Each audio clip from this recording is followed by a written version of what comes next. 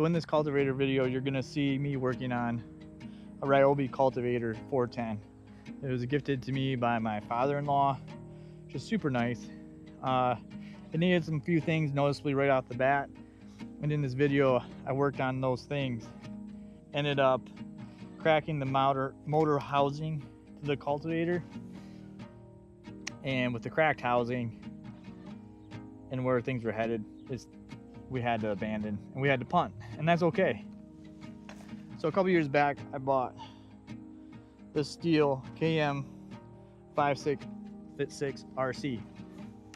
What this is a power head, and right here there's a little screw that I can adjust, I can take off, loosen, and I can switch out to different attachments. Also, I knew they had in their product line was a cultivator. Now I'm not trying to till, this is really dirty right now just because I've been using it. All I needed was something for the first couple inches of soil to mix in amendments. This became a perfect replacement for this, what was going to be the Ryobi. So it would have been great if the Ryobi worked, but this actually works great and really helps in my bed frame. So that's kind of why I wanted to show you guys. There's some things that you can take away from the video part of of me fixing the cultivator. Yeah, so enjoy this video. Again, it's just a walkthrough of me taking apart how I approach a problem. I learned a lot about small engines and carburetors and fuel lines and things like that. Hopefully you learn a little bit too. Mission for today is to get this thing going. This is a Ryobi cultivator 410. It's got 4 tines. You can work, I think, up to about 7 inches of soil, but I only need this for bed prep. This will help mix in my amendments. So when I went to prime it, this bulb right here, I don't know if you guys can't really see it, but cracked and then started leaking gas. So we're gonna replace these lines. We're gonna replace carburetor. Hopefully I got the right tools. I'm not a mechanic, but I like being self-sufficient. So yeah, it's a little dirty, but we'll see if we can get her running.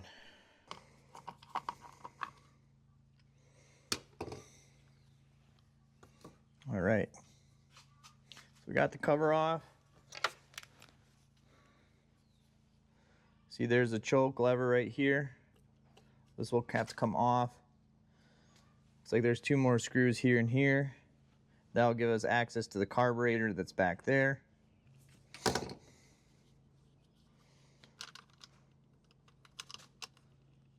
Okay. Carburetor's loose.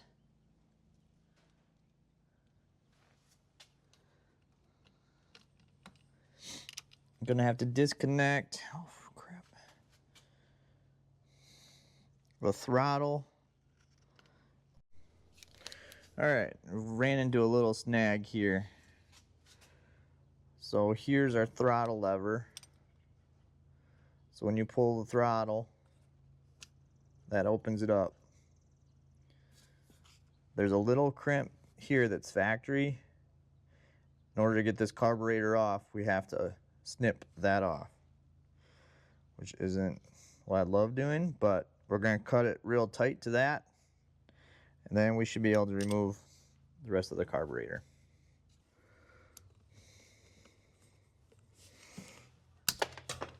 There we go.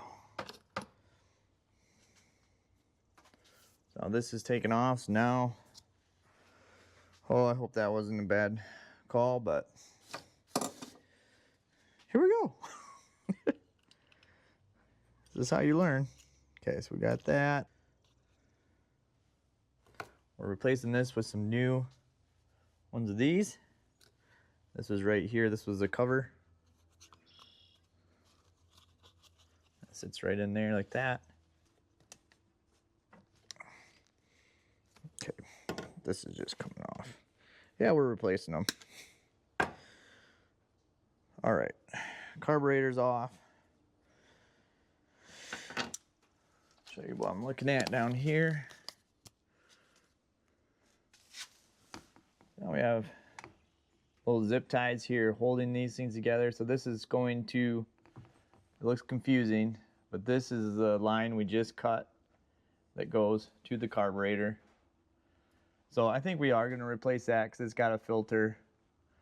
And then we're probably going to replace all these, to be honest. It's just going to get interesting. So see if I can get you situated here where you guys can, this might be kind of hard to see with my big fat fingers. So yeah, we'll check in here once we get this part done. Okay, little update here.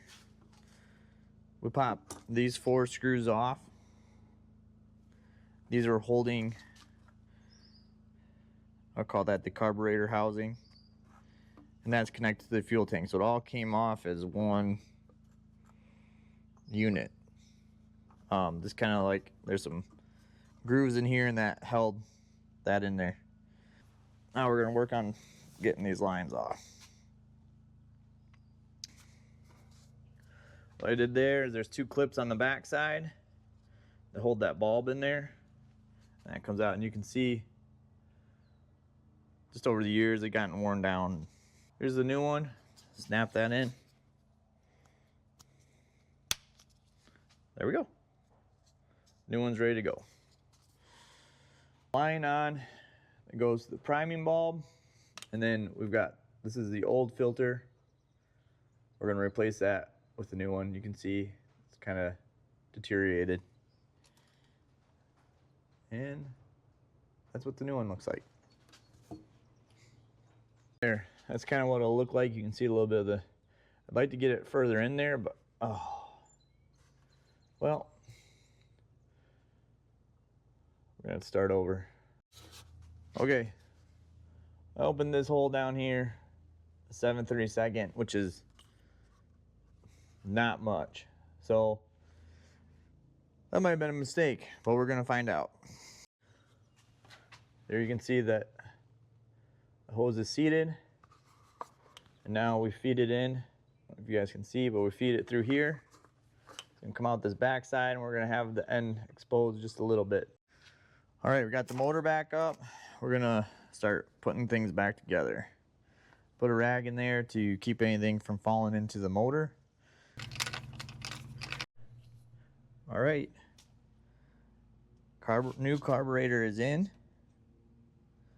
Hose lines are all hooked up. I think everything fits really nice. New gas lines. Try that. There we go.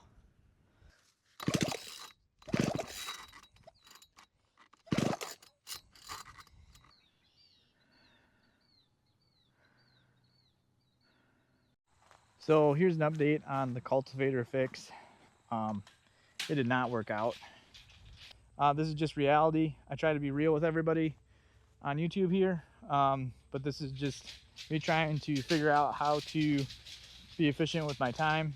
I appreciate everybody watching our content and supporting us in that way, and it's fun being able to deliver this to you guys. I know it's random, a lot of different things, but this is just my passion, and I really am blessed to feel like I get to share that with everybody. So, and life's not perfect. This dahlia bed is full of weeds. This dahlia bed is halfway full of weeds. And there's a bucket from when I picked all the weeds. So this is just kind of life. That's why we named our farm Thorns and Thistles, because life isn't always perfect. But it's through the hard work and dealing with the thorns and the thistles and the weeds and stuff like that that you really actually get to grow. And that's what's kind of cool about this whole thing. So, thanks for watching. Catch you on the next one.